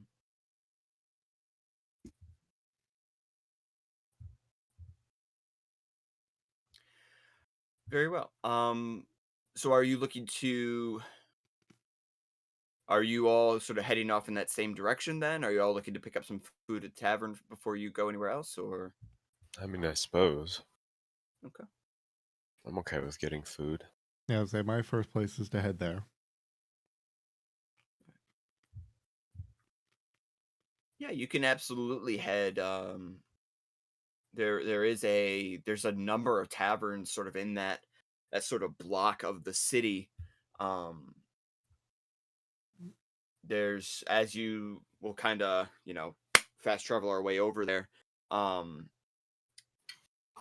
Approaching into that block, you find there's a few different taverns that are kind of lined up next to each other. There's this sort of like almost like a main street type of situation, where there's several bars and taverns that are lined up. The first one that you're able to see is called the Cow Eye. It's kind of a smaller, like there's no rooms or anything like that. It is just like a bar. Next to that is going to be should be pretty sure it's Gorman's. I gotta check my yellow pages, so to speak. Yeah, Gorman's is posted up next to the Cow Eye. So it's the cow eye. You have Gorman's, which appears to be much more of like a dining establishment that also happens to have like a bar attached to it. Sort of a little bit more of like an all ages type thing. You're seeing a lot of like younger people sort of flit in and out of Gorman's as well. And then a little further down from that is sort of a more like actual like tavern or an inn, sort of the more typical style that you're used to seeing. Um, and this one is called Winchester's Scythe. Uh, it is a very old building with walls and columns that are made of like an extremely polished marble on the outside. Sounds fancy. Is it expensive? I guess it's hard to say. Often when we would do shows there, Tilda would hand me a plate after the performance. So, funny enough, I didn't mention it too much before, but this will be one of the few experiences I have in the front of that inn. Though I had I had met with some of the employees there. Just didn't often make my way to the front. Didn't make my way up to the front of the place. Is this an establishment run by House Carrada?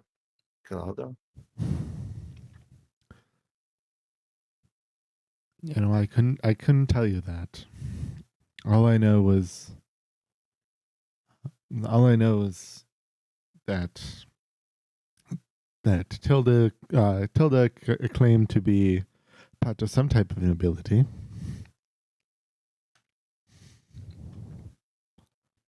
Granted, I can't say how much her name is going to do anything now, given that was before the war.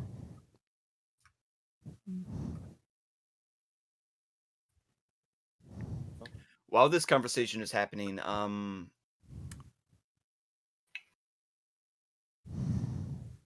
if I could have you're all standing pretty tightly knit together, correct?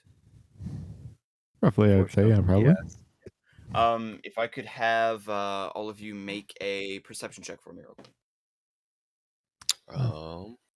Perception check. I rolled an 8. 19. 8. An 11. 8. 17 minus 1, 16. 16. Okay. Yeah, so as you're looking around, the Winchester Scythe, the people that you see filing in and out of there are considerably dressed in sort of this higher level of fashion than the people that you're seeing going out of Gorman's, the Cow's Eye. Indeed, a few of the people that you see coming in and out are actually wearing glamour weave, which is sort of this arcane enchanted fashion wear that evokes all of these different like colors and exotic patterns and sort of moves and shifts and forms on its own to create these really unique designs that are created through arcane magic. But yes, the people that are sort of moving in and out of the building appear to be of something of a higher class, or at least are wearing fashion that suggests as much. And you can sort of assume that whatever food they're going to provide there will likely be of slightly higher quality than, say, something coming from Gorman's. I pay a little mind to that, but if anything, if there are any like employees in and or around an eye shot there, I was going to try to see if I could find anyone that I could potentially recognize. There is a maitre d' waiting at the door who is sort of taking people's names and either taking them to a seat or otherwise sort of letting them into the establishment. Stout woman wearing a tuxedo, very elegant sort of like silver handkerchief coming out from the base of the neck, and these very fine gray sort of like satin gloves.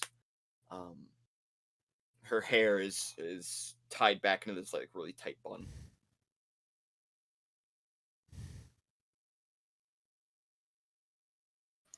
I'm assuming I don't recognize her though. You do not. Okay. This location seems a bit fancy. Well, I guess as I noted, Tilda did say she was nobility.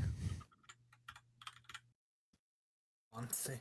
As a kind of note in my, given that I am wearing a, granted, while I would say probably more worn than when I bought it, fairly primmed outfit.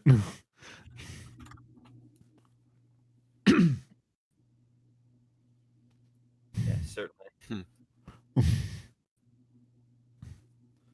Let me go speak with the maitre d' at least. Maybe if anything, I can see if anybody is still here from my playing days. So I'll just kind of float on over to them.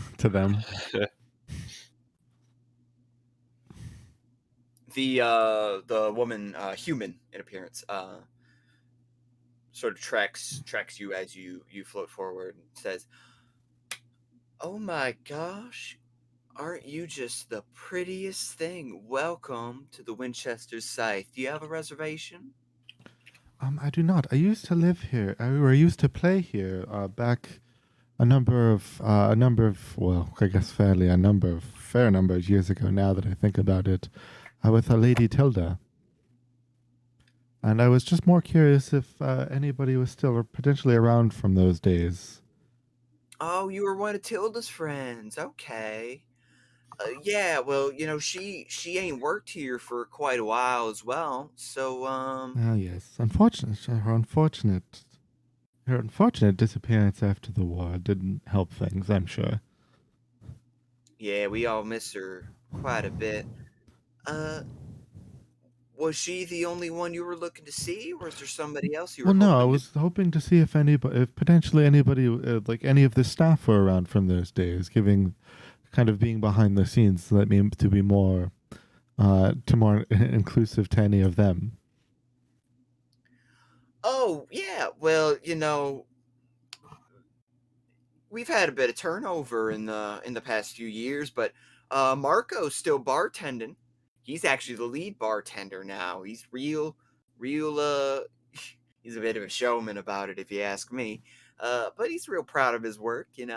I bet he would remember you being here, in fact. He'd probably love to see you again. Yeah. Unfortunately, if you could at least give him a message for me, I'd love to find some time to be able to, potentially more in a less busier time. I guess I may have over the years forgotten the.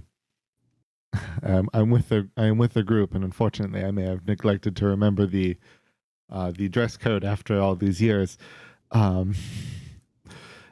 If you'd at least send him a message to me, I'd love to be able to potentially meet with him again, and potentially and maybe arrange some type of meeting, maybe in a off or lesser hour.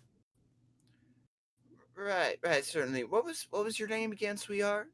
My name is Silva. Silva, that's a beautiful name. Yeah, I'll pass the message along. I'll let him know. Is there anything else I could do for you? Were you looking to get a table? I see your friends kind of standing off awkwardly over there. Were they looking for something to eat, or maybe to see a show, or? I mean, I would love to. I just wouldn't want them to. I guess I'm kind of I'm looking at the other people. I guess I wouldn't want to. I didn't want to, if anything, make any type of fuss or have them awkwardly stared at. Oh, it's no fuss. We got a few open tables, and she kind of checks. She's got like this little map layout of the interior where the seating arrangements are set up, and kind of looks through it and peers down. Yeah. I got a spot right over here along one of the walls there. A little more private, a little more comfortable if they're not looking to have a lot of attention on themselves. That's all right. Dylan. Yeah. When were we paid that 100 gold, or was that going to be given to us within a couple days? You have not been paid that 100 gold yet. Okay, I just wanted to know. It's not going to change what I do. It's more of just so my inventory is accurate. Oh, that sounds lovely. I'll go nab them. All right, I'll be right here. All right. Flying towards the group. Well, it looks like Marco appears to still be here, so at least I have one familiar face. If we wanted to, though, we could take a seat. We could take a seat within, and see the performance, and have a bite. Sounds fine. I don't think I can afford a place like this. Okay. Well, I kind of like don't even acknowledge what Nathaniel said. It's like kind of more just hear the other parts. And then from that alone, I just kind of do like the lovely, let's be off. Lovely.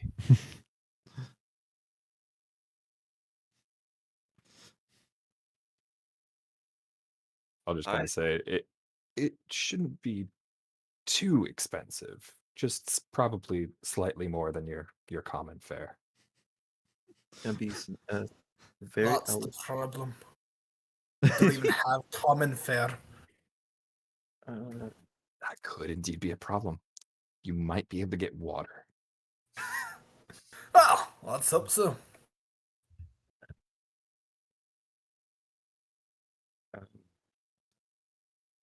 It would be a lesson of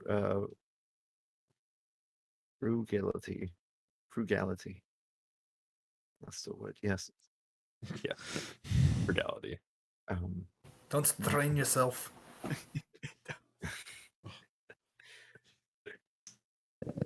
Right. Sorry.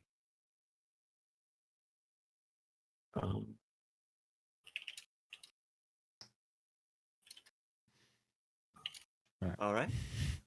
So then the five of you make your way into the Winchester scythe, sort of escorted in by the maitre d'. Coming inside, you see these walls draped in red velvet. You pass by several customers who are all in varying states of sort of dress and upkeep.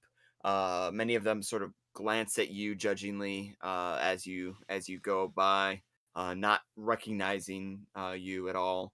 And You I sort would of- imagine not most of us not being in very similar attire to them. some of you looking a little more fanciful than others. But as you Hey, I look kind good. of are led through, Like I'm thinking of the seeming armor that's on Nathaniel. Don't worry about it. as you're sort of led through this like narrow hallway, you go through a set of double doors, and it leads out into this grand, almost like a ballroom, with just like dozens of chairs or tables, round circular tables that have been set up with chairs, all of them draped in these fine cloths.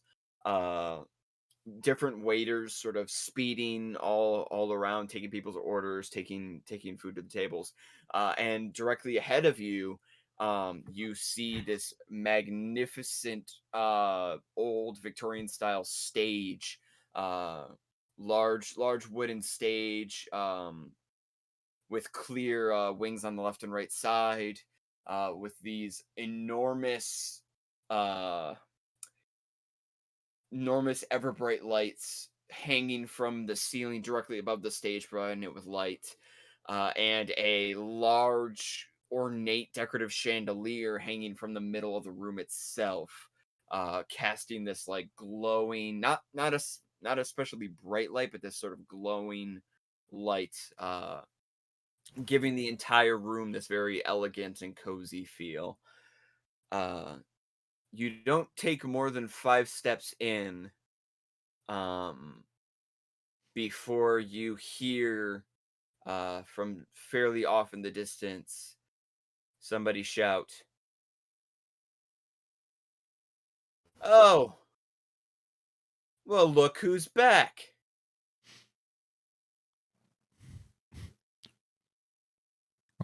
Turn to look.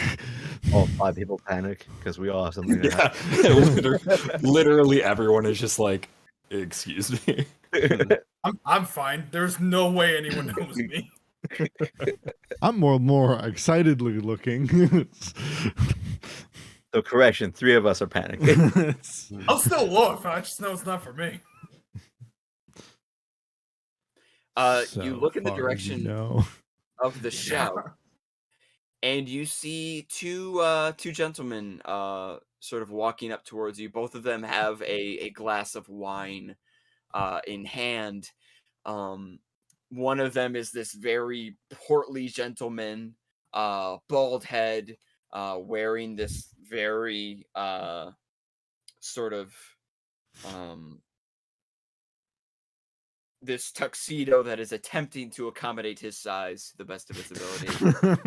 That is the best wording for Perhaps, an unfit. perhaps not acutely tailored as it needs to be. Stop describing me and start describing the character anytime. Let's. I've been there literally today. Yep. And the other Yours gentleman was. to his right is a leaner fellow, taller as well, who has this massive shock of golden hair, almost like a lion's mane sort of hair that comes out in a wave, but only comes down to like the shoulders. Large eyebrows, very piercing green eyes, and a wide smile on his face. He too is nursing a glass of wine in his hand, as the two of them come up to you, and the more boisterous fellow says, My bad.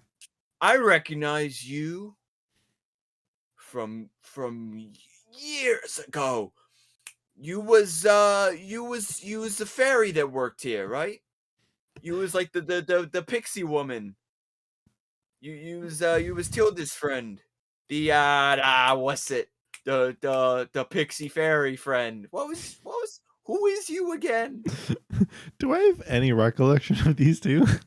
You have literally no recollection of this man.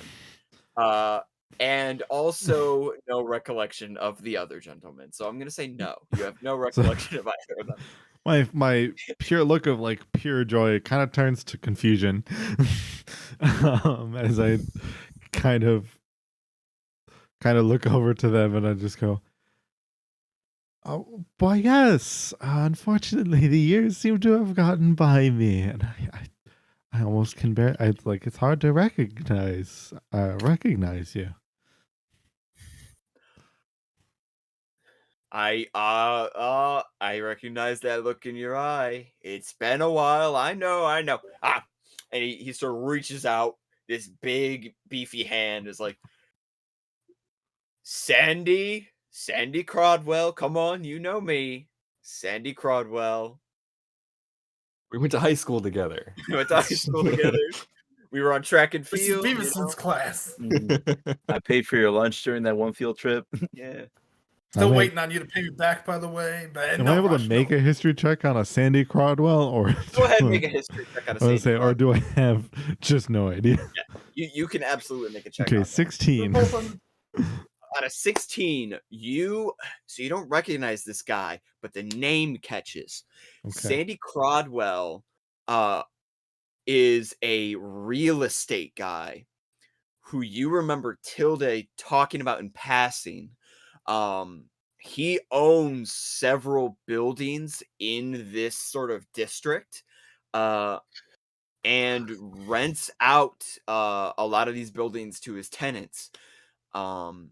So he's kind of the guy that you go to when you're trying to start up a new business in this district of the city, because he is the landlord for a lot of the buildings in the area. All He's right, very guys. So when we set up our group and we have to make an inquisitive agency, we talk to this guy. You got us a hookup. We I know it, need yeah. property. Exactly.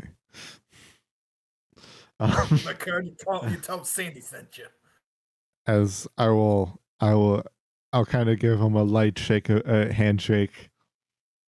As I go, oh yes, I recall you speaking. I recall times when you would speak with Tilda. Yeah, I knew. Listen, Tilda, what a doll. I knew her, for quite a long time. Real shame she hasn't turned up. Real shame that.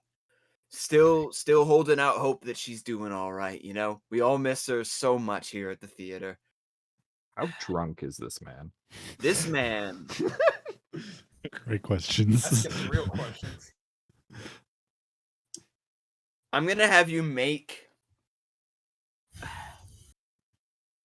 Insight? this is gonna be an insight check. It's gonna Insight. be a lust check. But you're gonna get a +2. You don't need to roll for You're a gonna get lust a check. +2 Let's be real. Lush. because They you said have lust. the ability to smell, which means you can smell the booze coming off this guy. You have the ability. That'll be a 17 then. Okay. So yeah, this particular fellow here is probably several wine glasses deep. He is very drunk. Got it. At least it said glasses, not bottles. Yeah, that's a valid point. Still very drunk. Because wine drunk is a very special kind of drunk. But massively different context.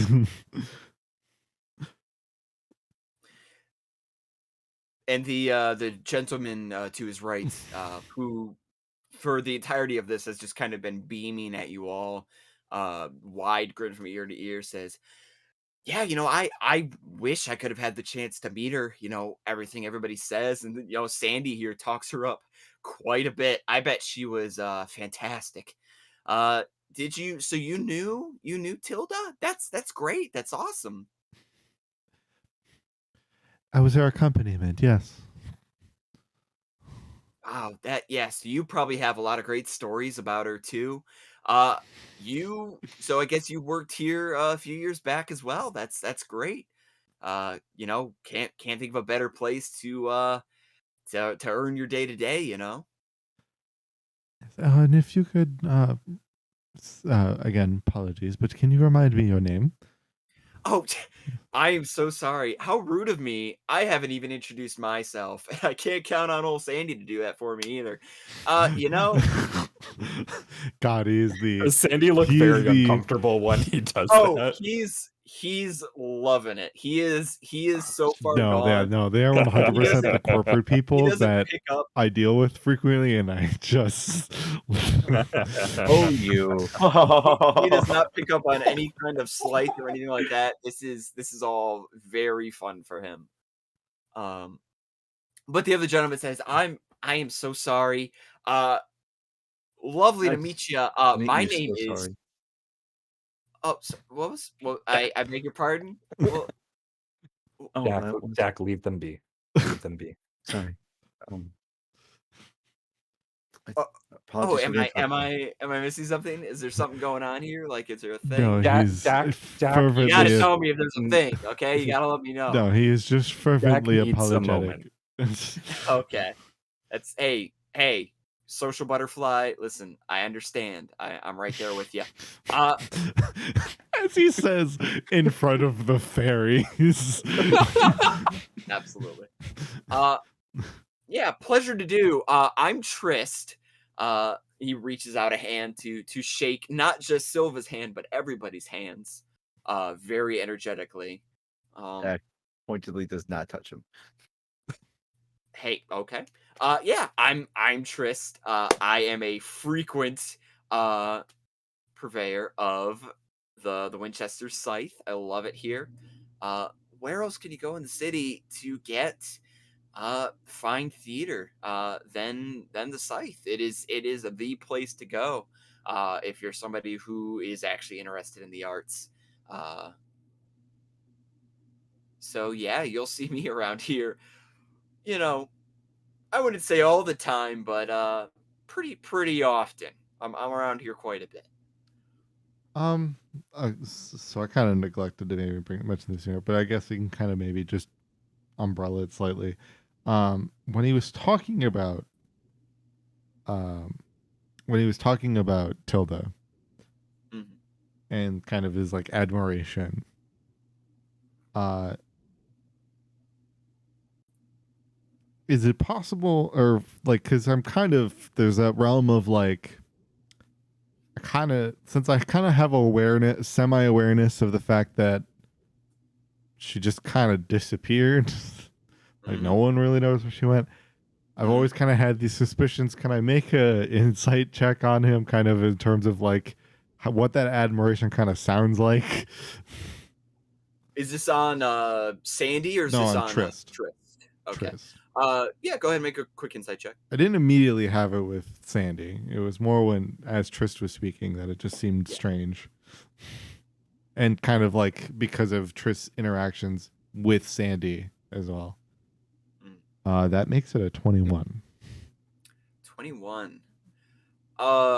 You pick up on this Trist person that there is, while they are not clearly intoxicated in the way that Sandy is, there is something to the enthusiasm that they are greeting you all with that kind of is throwing you off, and you're not really sure if it's genuine or if it comes from a genuine place.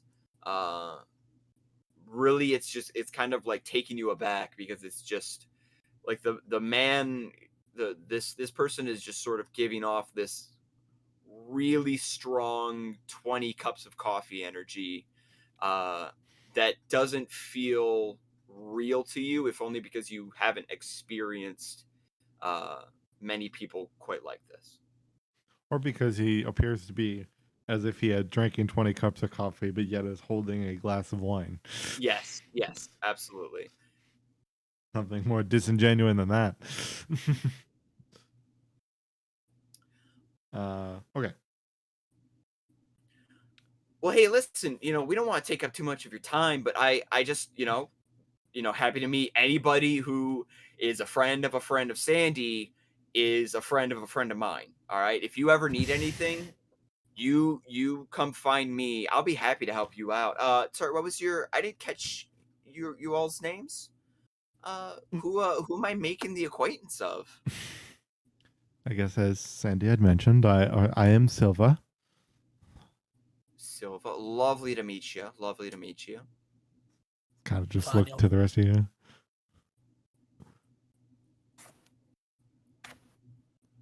Johannes. Johannes, great name, strong name, loving it.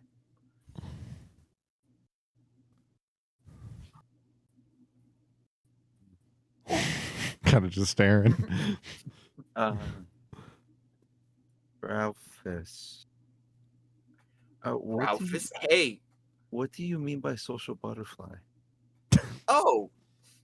I think he means Silva. Oh, kid. I'm just saying that, maybe you take a little bit more time to come out of the cocoon, as it will. Listen, heard I'm right that. there with you. Do not use metaphors with him. Do not use metaphors with him. Okay. Or similes. He doesn't get those either. I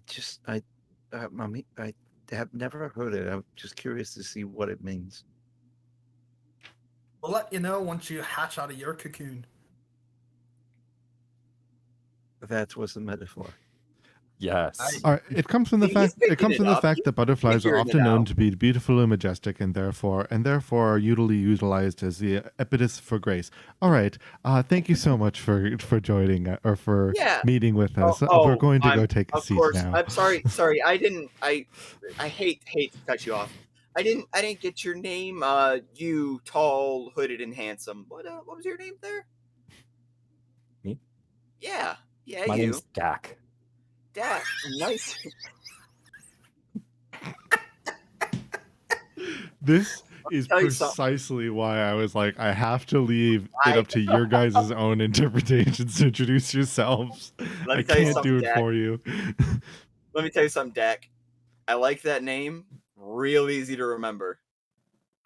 I like it a lot. Hey, I won't take up any more of your guys' time. Yeah, I'm You know, visibly more perturbed now.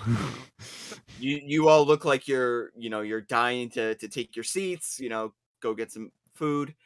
Absolutely fine. But hey, pleasure to meet you. Like I said, the door is always open. You ever want to talk to me? You ever got to talk to Sandy? Just give me a holler. I tend to haunt the site pretty regularly, so just stop on by. You'll probably see me eventually. Hey Sandy, let's go try out those new cocktails Marco was talking about. We'll see if they're actually good or if he's just poofing out his feathers, so to speak. And Sandy laughs and says, "Yes, yes, yes. He doesn't have feathers. He's a cat. Let's go see Marco. Let's go see how he's Oh, man. holding up." So drunk. As And they walk, What as the they- you fuck see does Tris that like physically sort of holding Sandy upright as he kind of puts an arm over his shoulder and walks him over to the bar. as they walk away, I kind of lean into Seth. Was that did that work? Was that okay for you? Yeah. Yeah. They're drunk. I We am, can just ignore them. Okay. I know I you didn't sorry. like giving out your names. I'm glad that you caught on to what we were trying to do. I got it. We're good. Table, food, drinks. Yeah, I've already started moving. Like kind of in that kind of like I kind of like as they went away and like they started chatting. I kind of took like a bit Okay. of a humph and started So- moving. All right, so Alright. you all head, Yeah. continue forward to take your seats. Next As you time, do, if that ever uh, happens again, you all leave whoever's talking. Just go. We just continue walking. We weren't with them. as you all head towards the table, Set, if I can have you Yes. make a perception check for me real quick. That is perception. 13. 13. As you are kind of ushering with the rest of the group trying to get to the table, you look back over your shoulder one more time, and when you do, you see Trist and Sandy are kind of walking away towards the bar. And as they do, you see Trist looks over their shoulder, finds your eye,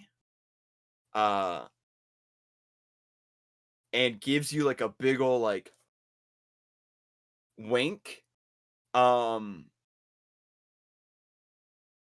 Your vision travels downwards slightly, and you see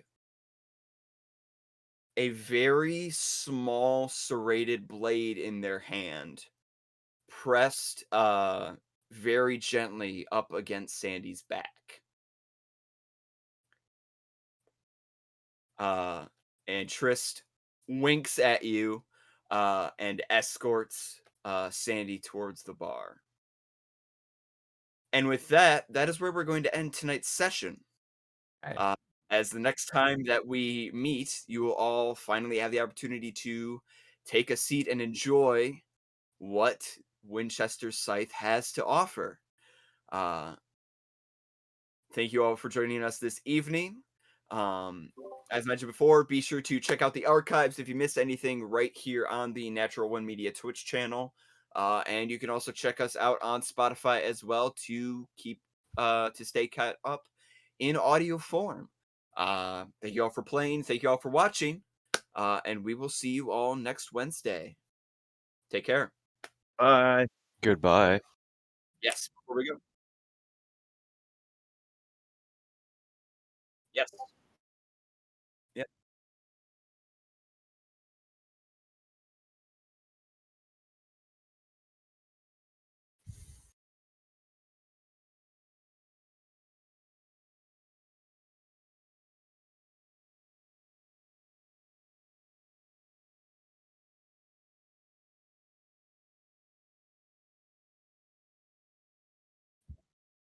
Mhm.